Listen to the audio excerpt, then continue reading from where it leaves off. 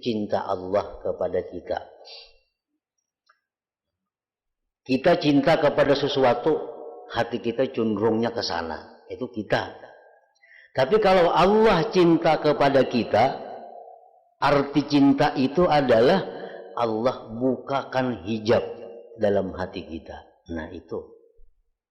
Allah cinta orang sabar, Jar. Artinya kayak apa? Allah membukakan hijab di hati orang yang sabar itu. Allah cinta orang yang takwa. Artinya Allah membukakan hijab pada hati orang yang takwa itu.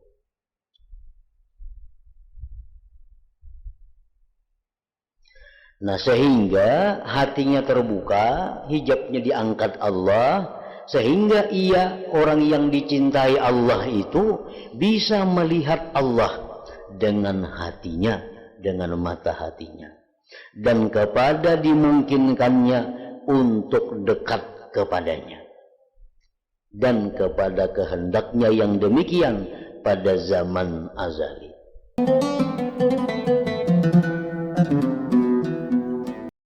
Qala al-musannif al-imam Abu Hamid al-Ghazali rahimahullah wa nafa'ana bi ulumih. Wa qad dzakarna anna mahabbatal 'abdi lillahi ta'ala haqiqatun wa laysat bimajazin. Idil mahabbatu fi wad'il lisan ibaratun an mailin nafsi ila syai'il muwafaq. Wal 'ishqu ibaratun anil mailil ghalibil mufrid. وقد بينا أن الإحسان موافق للنفس والجمال موافق أيضا وإن الجمال والإحسان تارة يدرك بالبصر وتارة يدرك بالبصيرة والحب يتبع كل واحد منهما فلا يختص بالبصر فأما حب الله للعبد فلا يمكن أن يكون بهذا المعنى أصلا balil asami kulluha idza utlikat ala Allah ta'ala wa ala ghairillah lam tantalik alaihi ma bi ma'nan wahid aslan hatta anna ismal wujud alladhi huwa a'ammul asma istiraka la yashmalul khaliqa wal khalqa ala wajhin wahid bal kullu ma siwa Allah ta'ala fa wujuduhu mustafadun min wujudillahi ta'ala fal wujudu tabi' la yakunu musawiyan lil wujudil matbuq wa innamal istiwa fi itlaqil isim ila akhirih. Makna kalam Imam Al-Ghazali rahimahullah wa nafa'ana bi ulumihi fid darain. Dan sungguh telah kami sebutkan pada keterangan-keterangan yang terdahulu bahwasanya kecintaan hamba kepada Allah Ta'ala adalah sebenarnya, bukan majaz. Cintanya seorang hamba kepada Allah memang itu ada sebenarnya, bukan hanya sekedar ungkapan, bukan hanya sekedar peribahasa, tetapi cinta hamba kepada Allah itu memang ada. Dibuktikan dengan bahwa orang yang cinta kepada Allah itu dia merasa senang ketika mendengar disebut nama Allah. Dia merasa gembira apabila ada orang yang memuji kepada Allah. Dia merasa kecewa apabila ada orang yang menyekutukan Allah. Nah, itu suatu bukti bahwa ada hamba itu yang benar-benar cinta kepada Allah.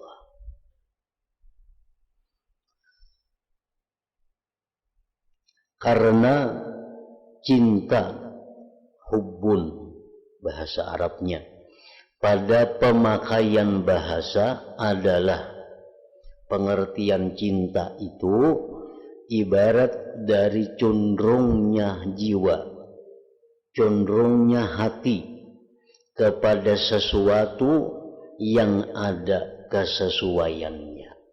Itu cinta. Nah, condongnya hati kita kepada sesuatu yang ada kesesuaian dengan kita. Hati kita beratnya ke sana. Hati kita ini beratnya kepada sesuatu yang ada kesesuaian. Nah, itulah yang dinamakan cinta. Dan asyik adalah satu ibarat daripada kecenderungan yang mengalahkan lagi melampau batas. Asyik itu bahasa Arab yang artinya adalah cinta yang luar biasa. Kalau cinta itu hubbun. Kalau asyik, nah itu sudah melampau batas. Nah, cintanya seorang hamba kepada Allah, asyiknya seorang hamba kepada Allah itu adalah ada sebenarnya. Bukan hanya ungkapan, bukan hanya contoh, tetapi memang ada wujudnya hamba-hamba yang cinta kepada Allah itu. Dan telah kami jelaskan pula dalam keterangan-keterangan dahulu bahwasanya ihsan, perbuatan baik, ihsan itu sesuai dengan jiwa. Kalau orang tuh ada berbuat baik kepada kita, itu pasti sesuai dengan diri kita. Maulah kita kada katuju lawan orang yang berbuat baik lawan kita, kada mau. Karena jiwa kita ini, hati kita ini sesuai lawan perbuatan baik. Setiap ada orang yang berbuat baik kepada kita, hati kita ini pasti berat ke sana. Setiap ada orang yang berbuat baik kepada kita, pasti hati kita itu cenderung kepadanya.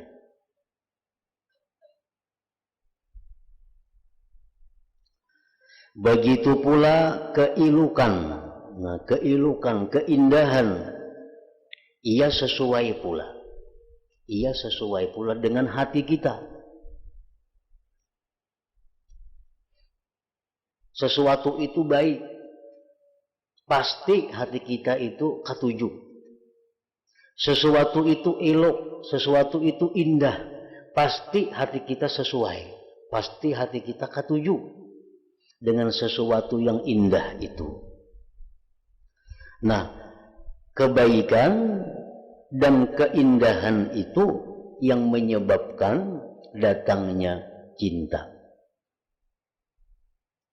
Kadang-kadang cinta itu datang melalui kebaikan, walaupun kada indah, tetapi baik. Kadang-kadang cinta itu datang melalui keilukan, kadang-kadang tidak baik dengan kita. Ada orangnya kada baik, orangnya kada ada baiknya dari segi jasmani. Dari segi jasmani orang tuh kada ada baiknya. Rupanya kada baik, awaknya kada baik, kulit samuaan kada baik, kada indah. Tetapi orang ini sangat baik dengan kita. Apa-apa yang kita perlu diadakannya, apa yang kita hendak dibantunya. Nah, otomatis hati kita itu cinta kepada orang itu, walaupun orang itu kada baik, kada indah. Tetapi karena ihsan, karena baik itu menyebabkan hati kita sesuai, hati kita menyetujui kepada orang itu. Nah, kadang-kadang cinta itu bisa pula didatangkan dengan keelokan, walaupun orang itu kada pernah baik kepada kita. Ada orang ini elok, orang ini indah, tapi kada pernah membantu kita. Tak orangnya kada suan kita. Tapi orangnya ini indah, elok. Nah, hati kita mau kada mau katuju lawan orang itu. Hati kita mau kada mau katuju. Walaupun inya kada pernah ihsan kepada kita. Kada pernah berbuat baik lawan kita.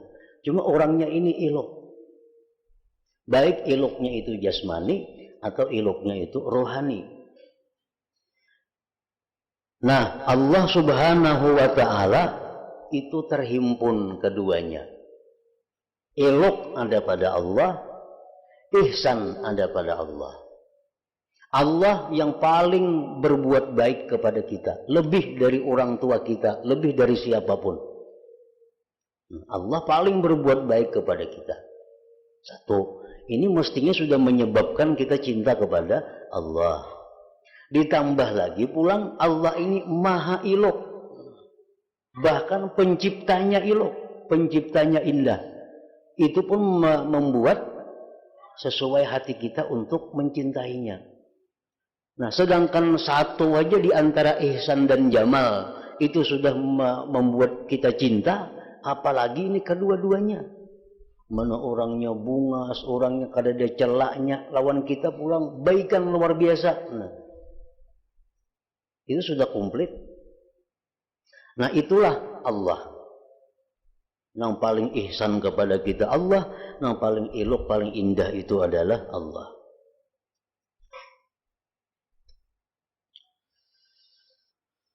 Dan bahwasanya keelokan dan perbuatan baik terkadang diperdapati dengan penglihatan panca indera. Perbuatan baik, keelokan itu kadang-kadang diperdapati dengan mata kepala, kelihatan. Kelihatan indahnya, kelihatan ihsannya. Dan terkadang keelokan dan keindahan serta perbuatan baik tadi diperdapati dengan basirah, penglihatan mata hati. Dan cinta itu mengikuti pada tiap-tiap satu dari keduanya. Maka tidak tertentu dengan penglihatan mata saja. Contohnya, sesuatu nang kada kawa diperdapati dengan mata, hanya dengan mata hati, dan itu sesuatu kebaikan, keindahan. Contohnya apa? Ikhlas. Kalau orang tuh ikhlas, dengan ikhlas tuh kelihatan lawan mata ada kelihatan. Cuma dengan mata hati kita bisa melihat orang tuh ikhlas. Nah, ikhlas itu membuat kita cinta kepadanya. Orang ini membantu lawan kita, itu kelihatan lawan mata. Tapi ada kebaikan yang hanya didapat dengan mata hati. Mata kepala kada kelihatan. Ikhlas contohnya. Nah, itu orang-orang ikhlas. Ini kalau tutur kata ikhlas. Kalau berbuat baik orang itu ikhlas. Nah, hati kita ini katuju lawan orang ikhlas itu. Coba kalau orang itu berbuat baik, ada maunya. Ingin tuh berbuat baik, membantu kita, ada maunya lawan kita kayaknya. Itu mau kada mau hati kita kada katuju. Padahal itu kada kelihatan dengan mata. Nah, tapi itu sifat tercela yang hanya diketahui dengan mata hati. Nah, jadi ihsan, kebaikan, jamal, keilukan itu ada yang kelihatan dengan mata kepala, ada yang kelihatan dengan mata hati. Nah, kedua-duanya itu menuntut kita untuk cinta kepada orang yang bersifat demikian tadi. Nah, sambungannya ini sebelahnya 7.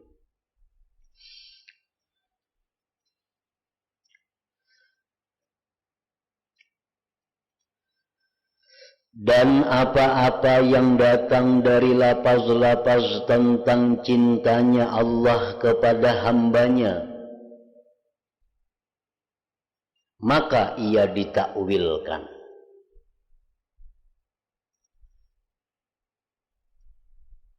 Dan apa-apa yang datang dari lafaz-lafaz tentang cintanya Allah kepada hambanya, maka itu ditakwilkan. Kan tadi kalau kita mencintai sesuatu, berarti itu hati kita ada condong kepada sesuatu itu. Kalau kita mencintai sesuatu, berarti hati kita ini ada berat kepada sesuatu itu. Nah itu kita. Tapi kalau Allah pengcinta lawan kita, kah itu juga kah? Maka Allah kada berhati macam kita. Nah jadi apabila ada kalimat-kalimat yang bunyinya Allah cinta orang sabar, Allah cinta orang takwa, Allah cinta orang yang syukur. Nah itu kalimat cinta dari Allah itu mesti ditakwil, jangan sama kayak kita. Jangan disamakan cinta kita kepada Allah dengan cinta Allah kepada kita.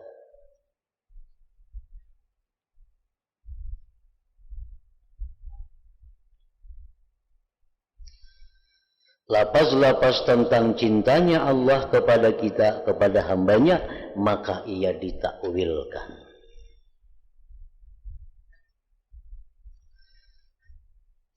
Sehingga dan kembali maknanya kepada terbukanya hijab dari hatinya, sehingga ia bisa melihatnya dengan hatinya dan kepada dimungkinkannya untuk dekat kepadanya.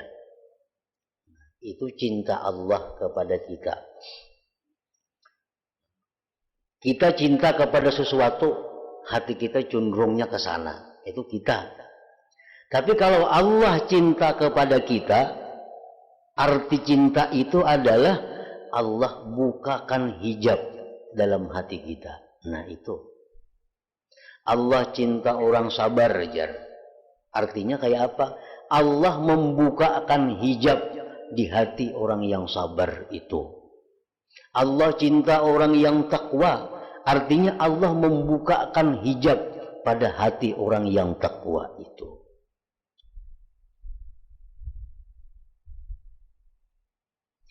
Nah sehingga hatinya terbuka, hijabnya diangkat Allah, sehingga ia orang yang dicintai Allah itu bisa melihat Allah dengan hatinya, dengan mata hatinya, dan kepada dimungkinkannya untuk dekat kepadanya, dan kepada kehendaknya yang demikian pada zaman azali.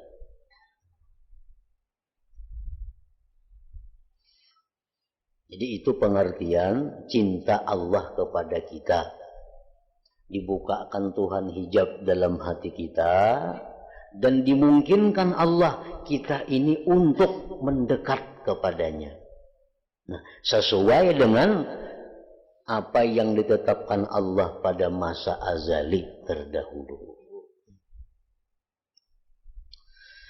Maka cintanya Allah kepada orang yang dicintainya itu adalah azali. Cintanya Allah kepada orang yang dicintai Allah itu azali. Artinya sejak dahulu kala, bukan hanya raja kada. Cintanya Allah kepada orang-orang yang dia cintai itu azali, sejak dahulu, bukan hanyar kada. Apabila dihubungkan kepada iradat Allah yang azali, yang menuntut pengukuhan hamba ini dari menempuh jalan-jalan pendekatan ini. Jadi cinta Allah kepada orang yang dicintainya itu adalah qadim. Karena dihubungkan dengan iradat Allah.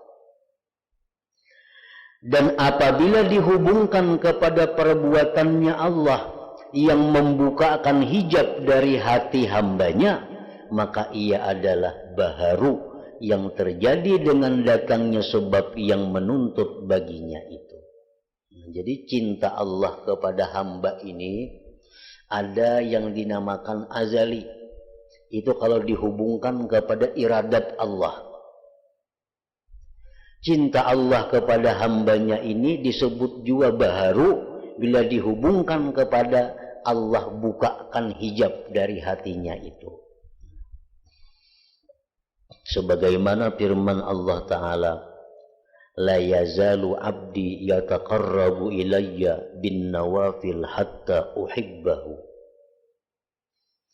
Artinya, senantiasa hambaku mendekatkan diri kepadaku dengan amal-amal sunat, sehingga aku mencintainya, ujar Tuhan. Jadi amun hanya sekedar pekerjaan nang pardu-pardu yang kita gawi, nang pardu-pardu yang kita laksanakan, itu kada akan bisa mendatangkan mahabbah yang khassah dari Allah. Orang sembahyang nang pardunya aja, puasa nang pardunya aja, berzakat, sedekah nang pardunya aja, naik haji nang pardunya aja, umrah nang pardunya aja. Itu hanya sekedar meluluskan kewajiban, tapi kada akan bisa mendatangkan mahabbah yang khassah, yang khusus dari Allah. Untuk mendapatkan kasih sayang yang khusus dari Allah itu mesti ada tambahan ibadah. Tambahan ibadah itu adalah memperbanyak yang sunat-sunat. Yang wajib itu hanya modal. Nah, yang wajib itu hanya modal. Untuk bisa masuk rumah itu cukup nang wajib. Untuk bisa masuk ke sebuah rumah itu yang wajib bisa dijadikan modal. Tapi kalau untuk masuk kamar menemui nang ampun rumah itu kali cukup nang wajib. Mesti ada ibadah-ibadah sunat lainnya nang diperbanyak. La yazalu abdi yataqarrabu ilayya bin nawafil hatta uhibbahu. Senantiasa hambaku mendekatkan diri kepadaku dengan amal-amal sunat, sehingga aku mencintainya, ujar Tuhan. Jadi nang sunat itu baik sembahyang, baik puasa, baik zakat, apapun ibadah sunat itu banyak mempunyai fungsi. Satu, nang sunat-sunat itu fungsinya adalah menutupi kekurangan fardu. Itu fungsi sunat. Menutupi kekurangan sembahyang fardu. Maksudnya menutupi kekurangan itu menutupi kekurangan khusyuknya. Kita sembahyang fardu 4 rakaat misalnya. Nah, ada khusyuk hanya 1 rakaat. Nah, kita sembahyang sunat. Ada khusyuk di sembahyang sunat. Nah, itu bisa menutupi kehusyukan yang kurang dalam sembahyang fardu. Kita berzakat dengan zakat wajib. Kadang-kadang zakat kita ini ada kekurangan-kekurangan. Nah, karena zakat itu ada ketentuan-ketentuan khusus. Nah, kadang-kadang kita kada tahu memenuhi syarat itu. Nah, sedekah-sedekah sunat ini fungsinya adalah menutupi itu, kekurangan. Puasa fardu kita kadang-kadang lalai dalam menjaga mata. Puasa fardu kadang-kadang kita lalai menjaga telinga. Sehingga puasa fardu nilainya jadi kurang. Nah, puasa sunat itu menutupi kekurangan-kekurangan. Nah, itu satu fungsi yang sunat. Yang kedua, fungsinya yang sunat-sunat ini adalah jalbul mahabbah, menarik kecintaan Allah. Nah, menarik kecintaan Allah. Amun hanya sekadar nang wajib-wajib, kada kawa untuk mendapatkan cinta Allah nang khusus itu. Maka adalah pendekatannya seorang hamba dengan ibadah-ibadah sunat itu menjadi sebab bagi bersihnya batin. Ibadah-ibadah sunat itu berfungsi juga untuk membersihkan batin. Terangkat hijab dari hatinya. Dan keberhasilannya pada derajat yang dekat dari Tuhannya. Maka sekalian yang demikian itu adalah perbuatan Allah Ta'ala dan kasih sayangnya terhadap hambanya, maka itulah makna cintanya Allah. Namun kita hendak nyaman memaham bahwa bila Allah mencintai seorang hamba, maka Allah bukakan hati hamba ini untuk selalu ingin beribadah. Kemudian Allah berikan pulang taufik untuk kemudahan melakukan ibadah itu. Nah itu, bila Allah tuh cinta lawan seseorang, Allah buka hatinya, hendak beribadah aja pekerjaannya. Di samping hendak diberikan Allah pulang taufik kemudahan-kemudahan untuk melakukan ibadah itu. Nah itu tandanya Allah mencintai kita. Dan itu disebut cinta Allah. Jadi jangan disamakan cinta kita lawan cinta Allah lain. Walaupun sama kalimatnya cinta, tapi maknanya itu berbeda.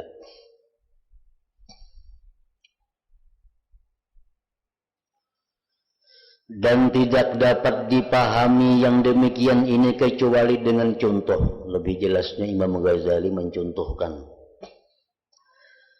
yaitu bahwasanya raja, sultan terkadang mendekatkan budaknya, pengawalnya kepada dirinya, dan diizinkan pada setiap saat waktu budak itu hadir di hamparan permadaninya raja karena sukanya raja kepadanya. Itu contohnya. Ada budak. Nah, budak ini dicintai oleh raja. Lalu si budak ini setiap saat dibolehkan masuk ke permadani raja, kapanpun. Nah, kenapa raja mencintai si budak ini sehingga dia diizinkan setiap saat masuk menemui raja? Kenapa sebabnya? Nah, ada kalanya supaya budak itu menolong raja dengan kekuatannya, atau raja itu bisa bersenang-senang dengan kehadirannya si budak, atau raja itu bisa bermusyawarah untuk mendengar pendapatnya si budak, atau supaya budak itu menyiapkan akan sebab-sebab makanan dan minuman raja. Maka dikatakanlah bahwa raja itu mencintai budak itu. Dan adalah maknanya kecenderungan raja terhadap budaknya itu. Karena padanya ada kesesuaian yang sesuai bagi raja. Nah, ini salah satu sebab. Kenapa raja itu cinta lawan pembantunya nih, sehingga dibebaskan pembantunya masuk kepada raja kapanpun. Karena si raja ini katuju lawan budak nih. Kenapa katuju? Budak ini orangnya rajinan membantu raja. Budak ini orangnya pintar, bisa memberi pendapat lawan raja. Nah, budak ini bisa macam-macam menyenangkan hati raja, sehingga raja cinta kepadanya. Nah, nang model macam ini mustahil bagi Allah. Mustahil bagi Allah. Kita misal dicintai oleh Allah karena kita membantu Allah, kan ada mau loh. Kita dicintai Allah karena kita ini menyiapkan makanan Allah, ada mau itu. Nah, itu mustahil pengertian cinta seperti raja dengan budaknya tadi. Nah, kada mau Tuhan ngajam itu lawan kita cintanya belain. Dan terkadang, nah, raja itu mendekatkan budaknya dan tidak dilarangnya si budak itu masuk kepadanya, tidak untuk diambil manfaat dari budak itu, dan tidak pula untuk dimintai pertolongannya si budak. Akan tetapi karena keadaan budak itu pada dirinya disifati dengan akhlak yang menyenangkan dan berperilaku yang terpuji dengan apa yang layak bahwa ia dekat dengan raja, yang sempurna bagiannya daripada dekatnya. Serta raja itu tidak mempunyai maksud apa-apa padanya. Maka apabila raja itu mengangkat akan hijab antaranya dan antara budak itu, maka dikatakan raja itu telah menyukai budak itu. Apabila budak itu berusaha dengan perilaku-perilaku terpuji, apa yang menuntut terangkatnya hijab, maka dikatakan bahwa budak itu telah sampai tingkatan dicintai oleh raja. Maka kecintaan Allah kepada hamba adalah dengan pengertian yang kedua ini. Raja itu cinta lawan si budak. Bukan karena raja itu perlu si budak ini kada. Bukan si budak ini menolong raja, raja kada perlu pertolongan si budak itu. Tapi kenapa raja ini cinta kepada si budak ini? Karena si budak ini mempunyai perilaku yang bagus. Nah, budak ini mempunyai perilaku yang menyenangkan. Mempunyai perilaku yang berkesesuaian dengan perilaku Allah. Lalu Allah cinta kepada budak itu, kepada hamba itu. Nah, seperti inilah contohnya untuk mendekatkan pemahaman kita. Kan kita bisa ada cinta lawan seseorang. Kita ada cinta lawan seseorang. Padahal orang ini menolong kita kada. Dan kita kada perlu bantuannya juga. Kita kada perlu pemikirannya. Kita kada perlu kekuatannya. Tapi karena orang itu akhlaknya bagus, banyak kesamaan, nah banyak kedekatan dengan kita, kita cinta kepadanya. Nah, demikianlah Allah. Allah itu mencintai hamba, bukan artinya Allah itu perlu kepada hamba, kada. Bukan Allah itu minta sembah kepada hamba, kada perlu. Tetapi Allah itu mencintai hamba itu karena hamba ini punya perilaku yang bagus. Hamba ini punya sifat-sifat yang mendekati dengan sifat-sifat Allah. Bukan menyamai, kada, mendekati dengan sifat-sifat Allah, dengan akhlak-akhlak Allah. Nah, itu yang menyebabkan Allah ini cinta kepada hamba itu. Nah, buahnya cinta apa? Orang ini diangkat Allah hijab. Sehingga orang ini setiap saat selalu ingin beribadah kepada Allah, selalu ingin dekat dengan Allah, selalu ingin menyebut nama Allah. Nah, itulah cinta Allah kepada hamba.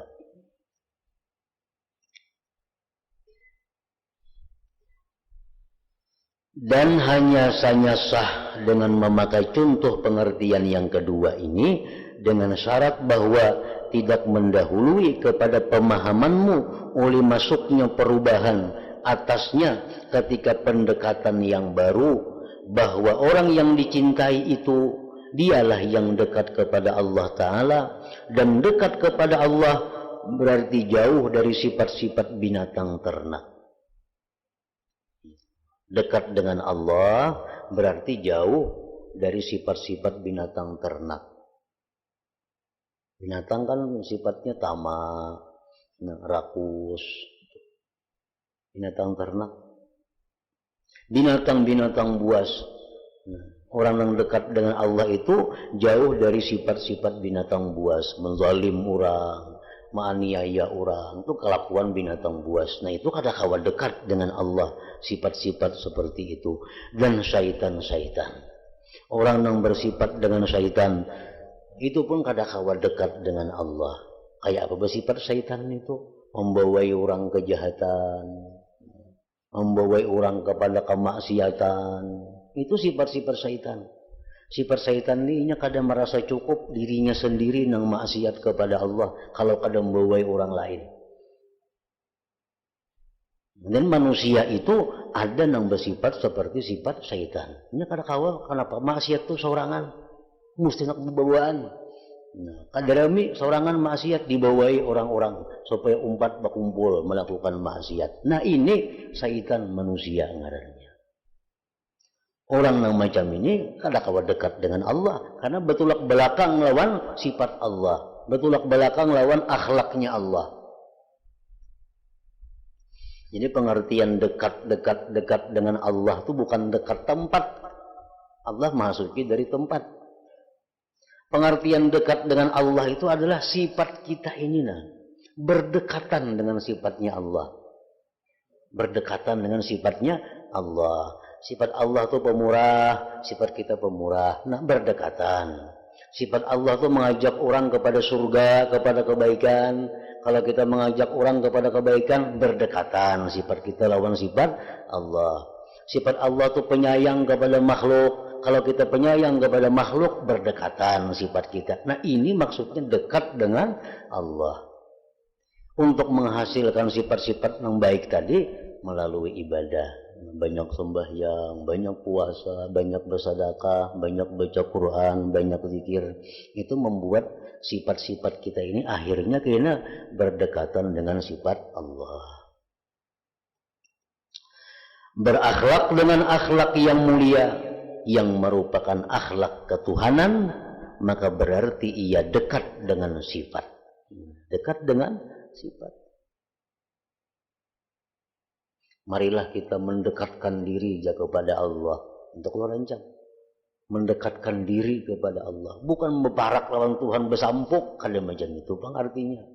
Tuhan di atas didatangi, kadakah itu. Maksudnya mendekatkan diri kepada Allah itu mencucukakan kelakuan lawan kelakuan Allah. Ada orang yang di masjid, bagaimana di masjid itu bukan berarti mendekatkan diri kepada Allah. Dikira dari masjid itu dekat lawan Allah, kan ada tentu di masjid itu banyak aja maling. Walaupun inya di rumah, walaupun inya di mana, tapi kalau akhlaknya ini sesuai dengan akhlak Allah, dekat dengan Allah. Berakhlak dengan akhlak yang mulia, yang merupakan akhlak ketuhanan, maka berarti ia dekat dengan sifat, tidak dengan tempat. Tidak dengan tempat.